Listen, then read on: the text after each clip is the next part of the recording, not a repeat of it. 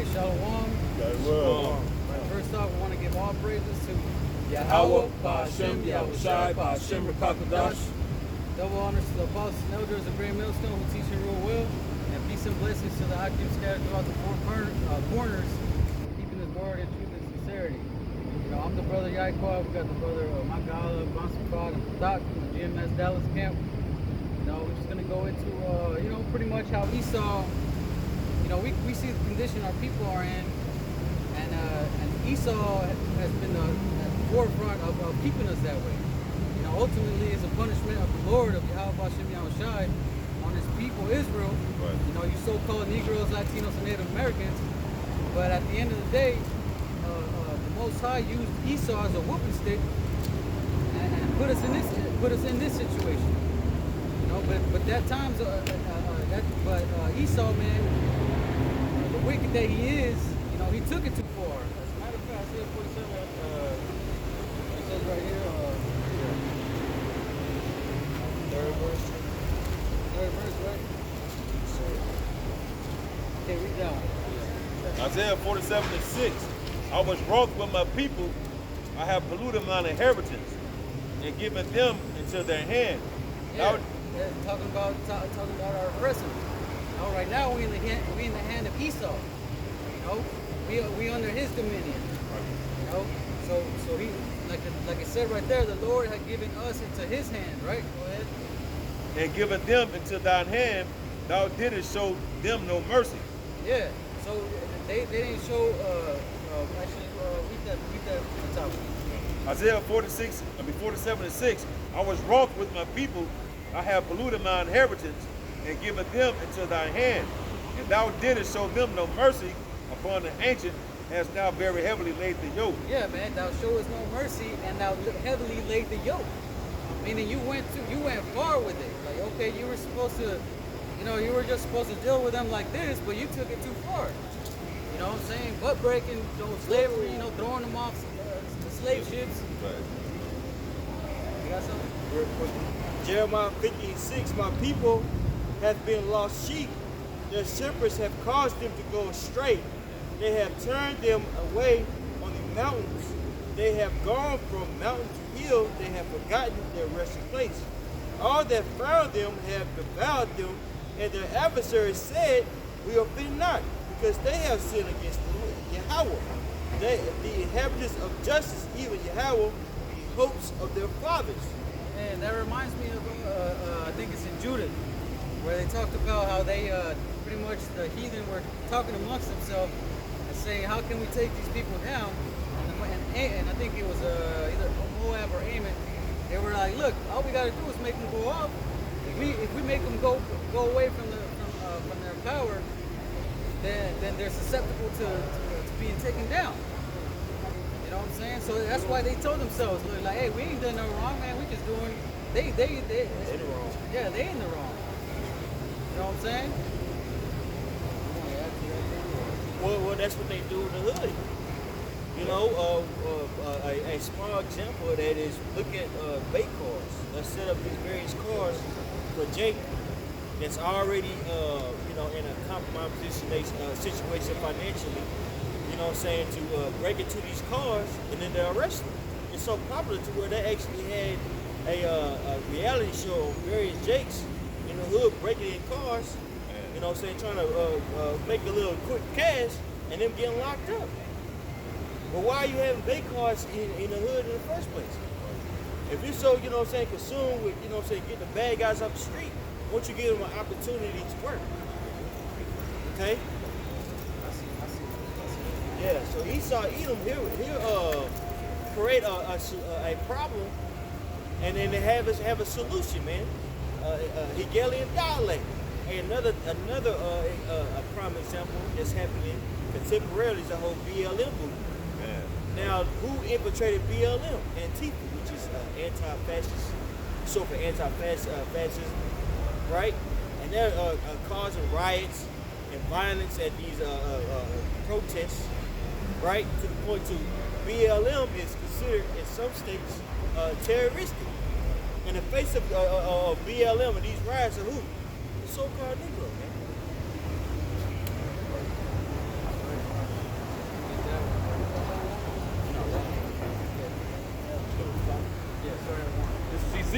Ezekiel chapter 35 and starting at the top at verse 1.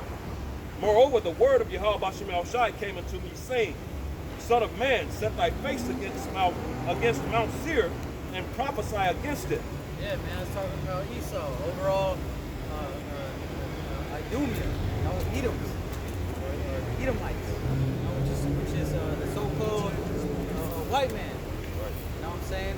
Now remember, we ain't saying that every so-called white-looking person is an Edomite, because there are some Israelites that do look like Edomites, and as well as other nations, man, like Elam, Ishmael. You know, I get called an Ishmaelite all the time at work. You know what I'm saying? So, you know, you just even though I'm Ishkar, you know, but still. Anyways, yeah. Come back in Ezekiel 35 and verse 3, and say unto it, Thus saith YAHWASHI power, Behold, O Mount Seir, I am against thee, and I will stretch out mine hand against thee, and I will make thee most desolate. Yeah, so the Most High is getting ready to touch Esau. You know, the so-called white people, man, especially here in America. You see it like the brother was going into. You see all the stuff that's going on, all the injustice, all the white privilege that nobody talks about. You know.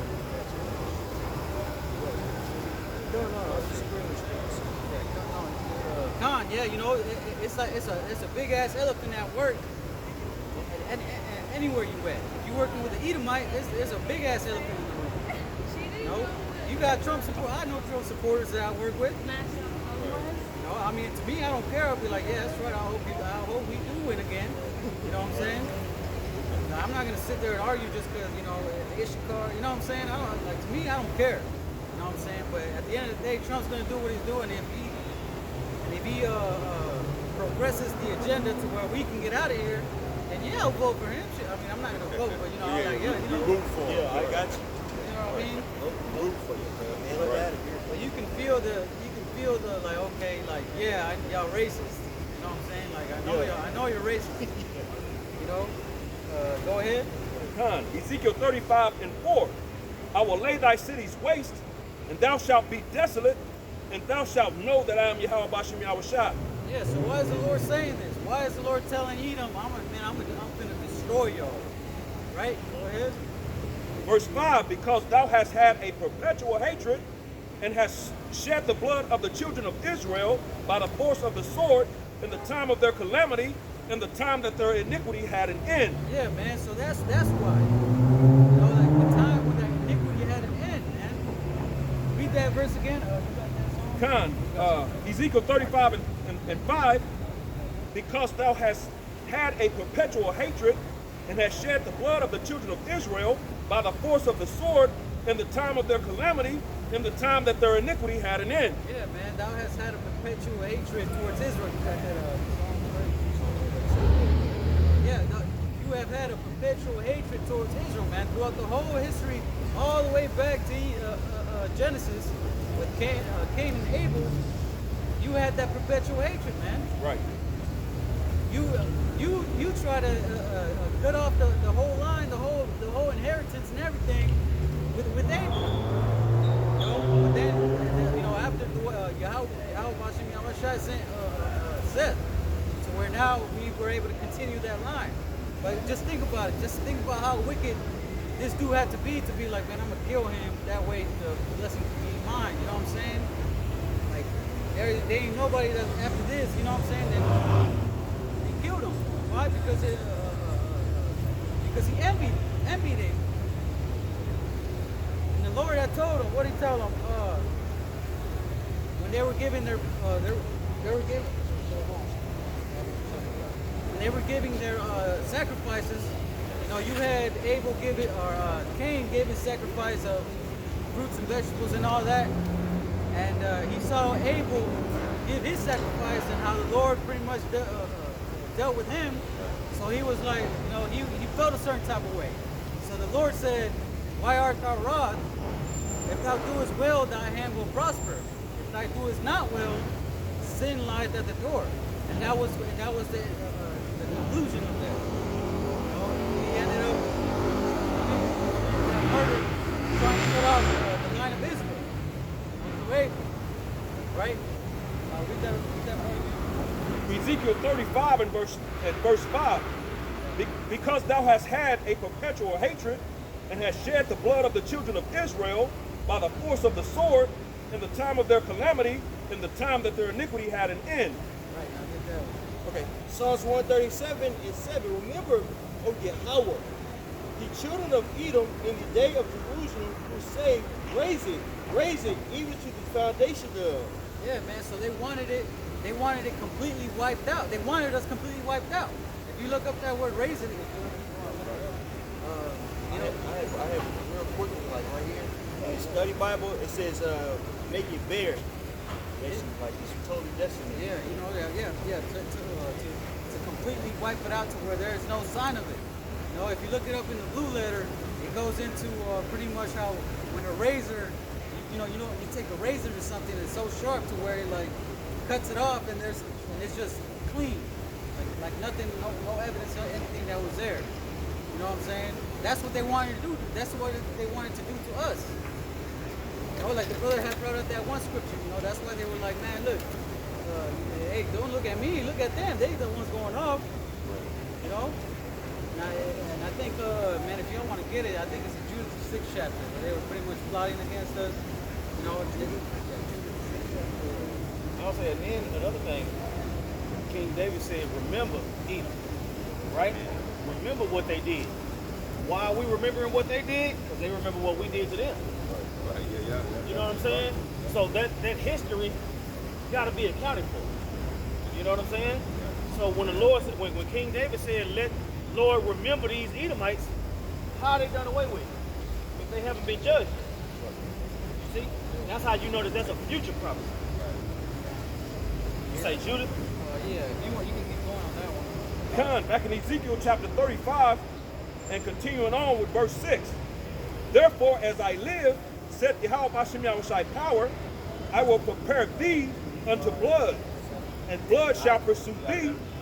Since thou hast not hated blood, even blood shall pursue thee. Yeah, man, since thou not hated blood, even blood shall pursue you, man.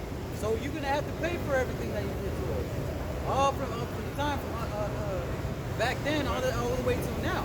Right. You know what the scriptures say, that it said that if you touch Cain, double punishment shall come unto you. Sevenfold, gone. You know what I'm saying? So it's like, man, that's why like through the spirit, like people don't really be running up to Esau like that. You know what I'm saying? Right. I mean, now you seeing it like, okay, now they kind of Israel, you know, like what it say, like he's a young lion, who shall rouse him up. You know, so now you seeing Israel really starting to, you know, buck up against Esau. You know, but even back then in those times, you felt like, man, you couldn't really, you know, you couldn't really run up on them like that. You know? Yeah, right. And it was a time where they felt the same way about us. Everything with Jacob and Esau goes back and forth. You know what I'm saying? That's why you got the Edomites that think that after the Lord come back, eventually they're gonna rule again. Right. In Revelation 20, where they talk about how we're gonna reign with the Lord for 1,000 years, they think that that's gonna be their time to come back up. No, that's just the start of the party. We ain't going back and forth. That's just the start of the party. Right. No. Because according to Obadiah, you're going to get burnt up. And when you link that with Revelation, it ain't no way that you can continue in the kingdom. The Lord said you only going to go as far as he said you're going to go. That's just like how the water only can go so far up on the beach. You can only go so far in your rulership. You see? You got it. I got that in Judah. This is Job chapter 14 and verse 5. Seeing his days are determined. Seeing his days are determined. Whose days are determined?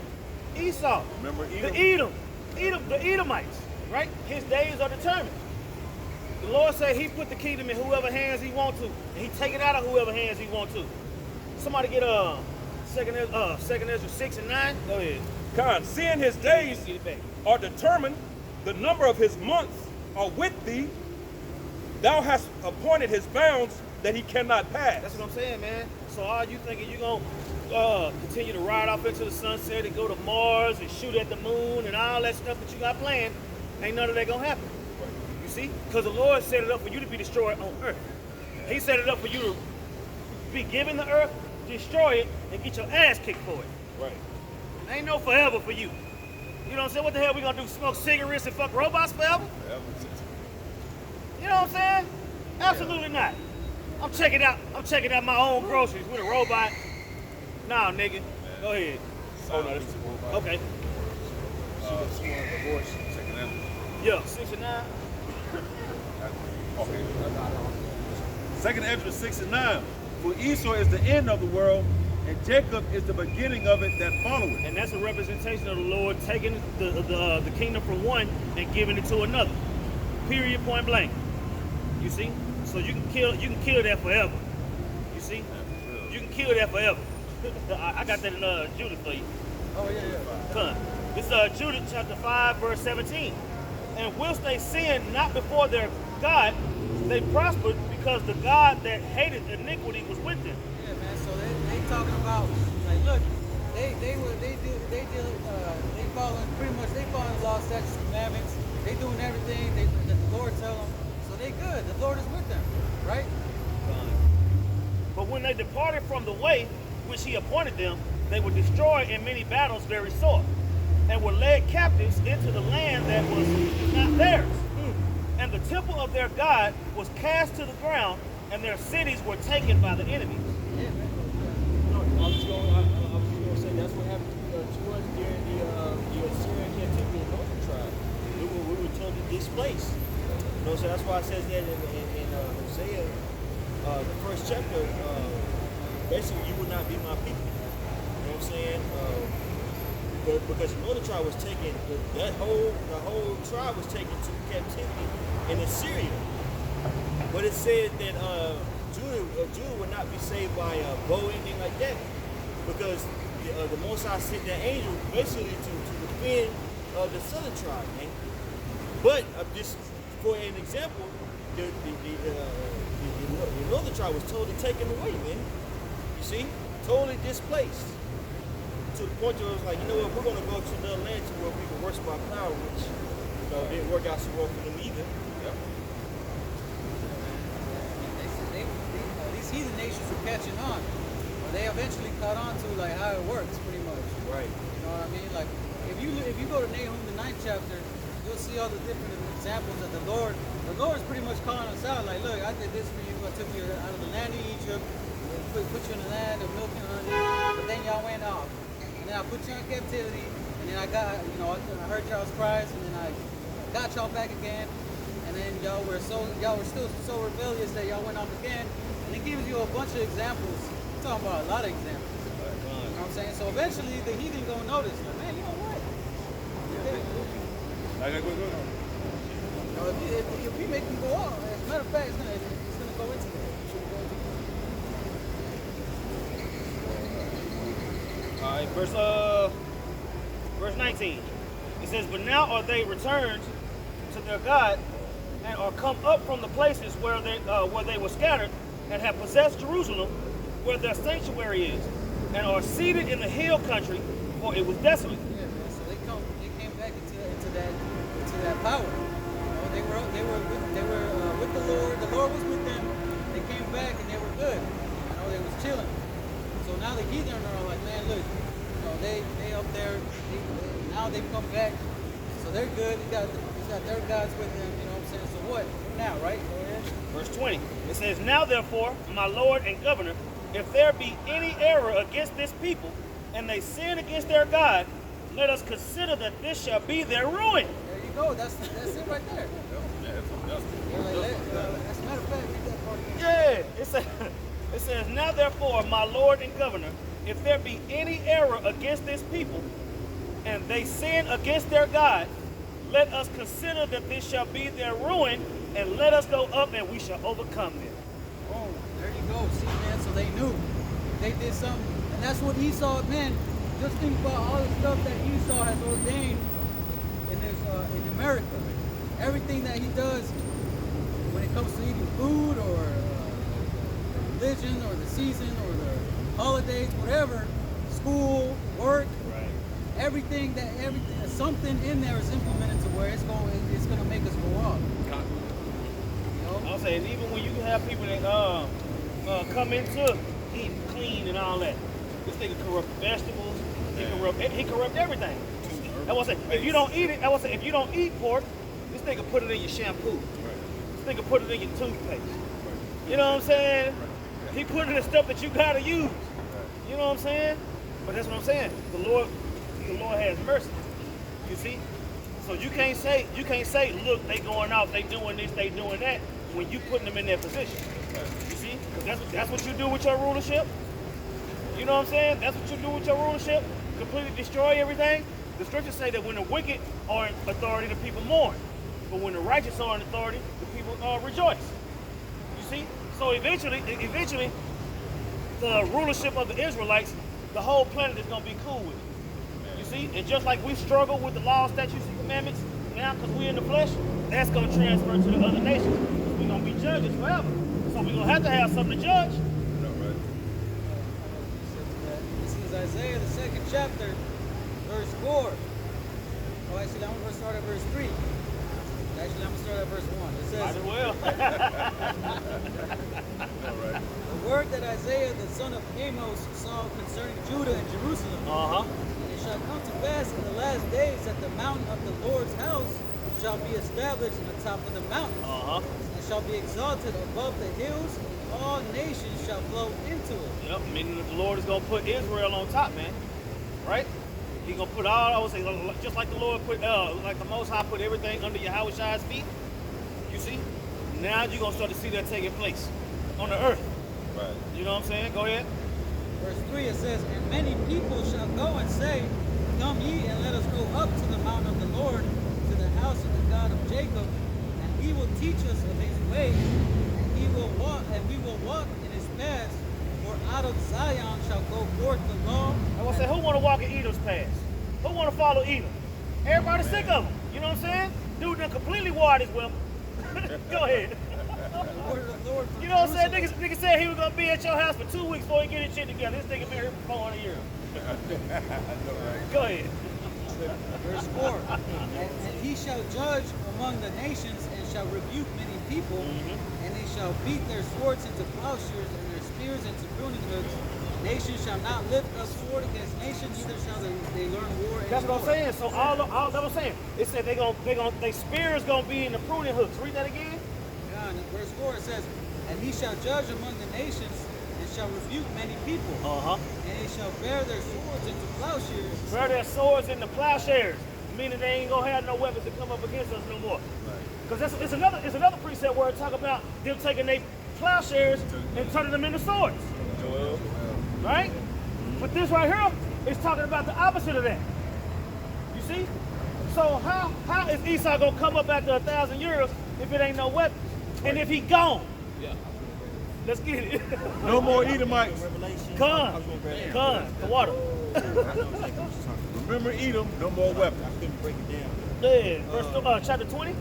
Yeah, Revelations. 20 and You can start at the top. Start at the top. Yeah. Okay. Yeah. And I saw an angel come down from heaven, having the key of the bottomless pit and a great chain in his hand. Right, going into Europe and how they not fruitful. You know what I'm saying? Okay. Go ahead. And he laid hold of the dragon of the old serpent. Laid hold of the dragon of the old serpent. You know what I'm saying? That's bringing you fast forwarded up to Esau. Go ahead. Which is the devil and Satan, and bound him 1,000 years. The devil and Satan, and bound him 1,000 years. Going back to the pagan Roman Empire. Yep. Right?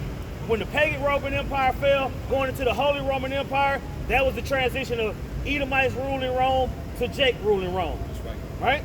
Yep. Go ahead. And cast him into the bottomless pit, and shut him up, and set a seal upon him. Yep, set a seal upon him. That's what I'm saying. When he was sealed up, it was during the Dark Ages when they tell you that they don't know what the hell was going on. Right. You see? But that was a time when the Dark Nations was ruling, leading up to the Renaissance period.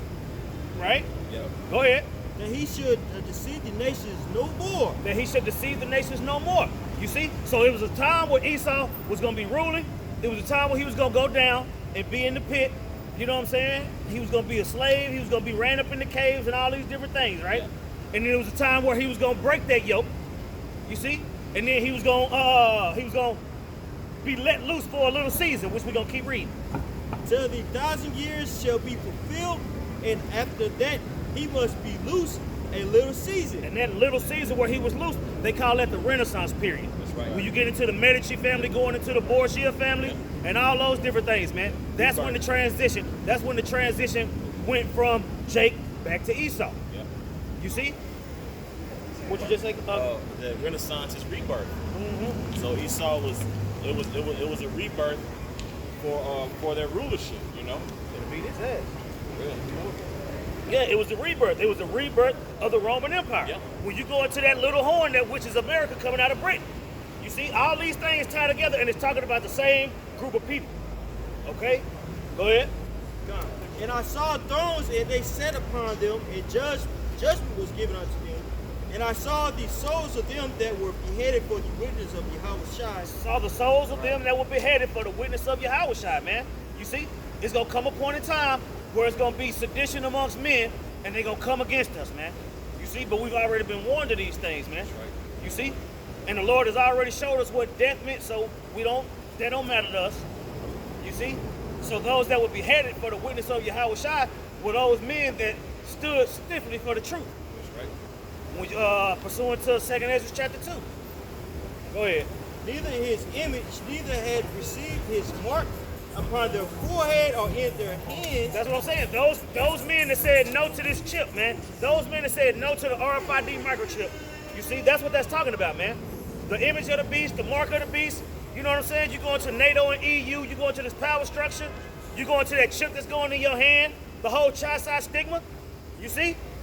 They want to X out the Lord and use that chip to replace him, because they saying that the Lord's promise of salvation ain't good enough. So they want to have a digital one. They want to have a digital salvation, which is totally against the scriptures, man.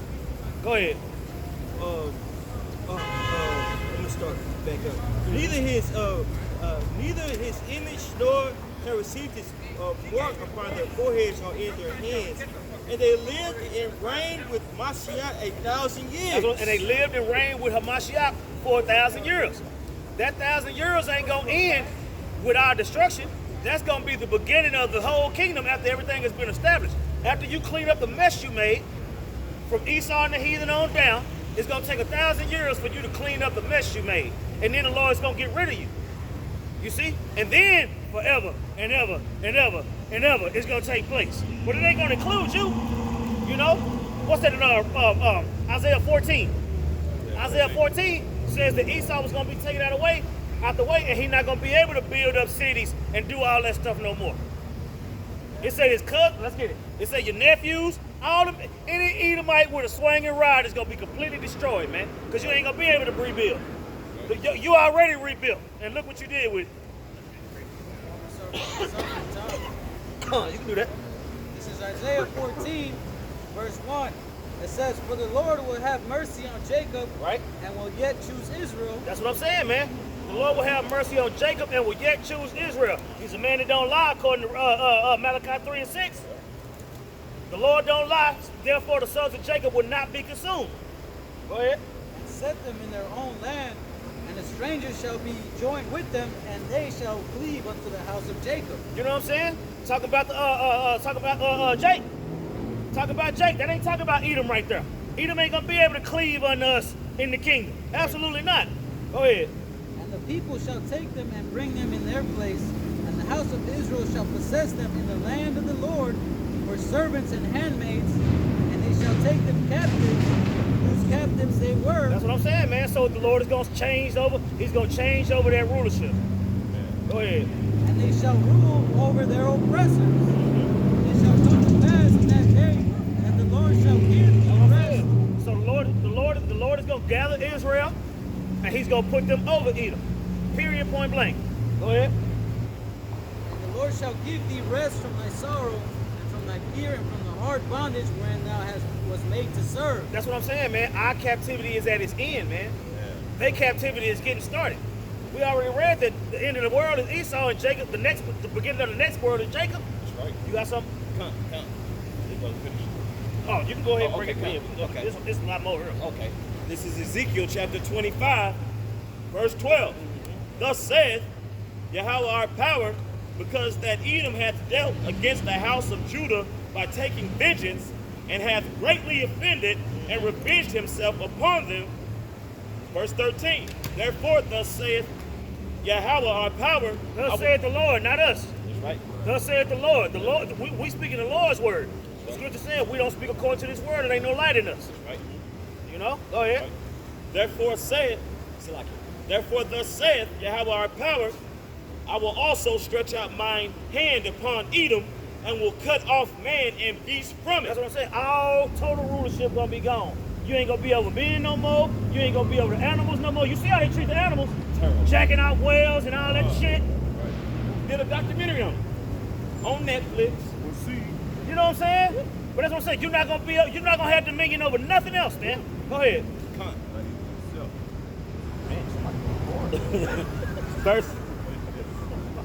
Verse 13. Therefore, thus saith Yahawah our power. Therefore, thus saith the Lord. That's right. Okay? The Lord ain't finna come down here and say this to you. That's right. Go ahead. I will also stretch out mine hand upon Edom, and will cut off man and beast from it, and I will make it desolate from Teman, and they of the Dan. That's what I'm saying. Teaming is going into the experts. Yeah. The highest level, the smartest ones. Yeah, scholars. Right? He gonna take that away from them. That's right. You see? Go ahead. And they of the Dan shall fall by the sword, and I will lay my vengeance upon Edom by the hand of my people Israel. Stop right there. The Lord said he's gonna lay his vengeance on Edom with his people Israel. Right? So Jake, we wise as serpents, harmless as doves, right? I'm gonna get in the camera and say this. That precept right there is what you say to an Edomite. That precept right there, you see, because the Lord's words rings true. You see? You don't want to get caught up in your own fit. Look, we hate Edomites too, but we're gonna go with what the Lord said. You don't be out there talking about what you're gonna do. Absolutely not. That's not what. The Lord say vengeance is His, and He's gonna use us to take out that vengeance. So we need to make sure that we deliver that directly and correctly. That's right. Yeah. And they shall do in Edom according to mine anger. That's what I'm saying. When the Lord put the spirit on the Israelites, they gonna do according to the Lord's anger. You see, we not angry enough. That's right. Go ahead. And according to my fury, and they shall know my vengeance, saith Yahawah our power. That's what I'm saying. It ain't gonna be no doubt in whose power is being shown. That's right. All right. Hosea 1:7. But I will have mercy upon the house of Judah, and will save them by Yahawah the power, and will not save